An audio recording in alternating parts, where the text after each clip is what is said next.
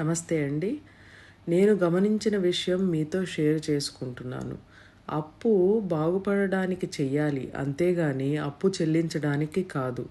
10,000 అప్పు ఉంటే వాళ్ళు పెట్టే టార్చర్‌కి తట్టుకోలేక రూ. 10,000 ప్లస్ వడ్డీ ఇంకో 2,000 వేసుకొని రూ. 12,000 చెల్లించడానికి ప్లస్ ఇంకా మీ అవసరాల కోసం ఇంకో 8,000 అనుకోండి మీ అవసరాల కోసం. ఇవి కలిపి రూ. 20,000 అప్పు చేస్తారు. ఇప్పుడు అప్పు పెరిగిందా? తగ్గిందా? చేసే పని మీద దృష్టి పెట్టకుండా అప్పులు చేసుకుంటా పోతే చావాలనే ఆలోచనలొస్తాయి. మీకు మీరు అన్‌లక్కీ పర్సన్‌గా అవుతారు. అద్భుతమైన మానవ జన్మను హీనంగా చూసుకుంటూ, తిట్టుకుంటూ, చేసే తప్పులకు దేవుణ్ణి, ఇంట్లో వాళ్ళని తిడుతూ ఉంటారు. చేసే పని మీద దృష్టి పెట్టి డబ్బును పొందుతున్నందుకు ప్రతిరోజు థ్యాంక్ యూ చెప్పండి.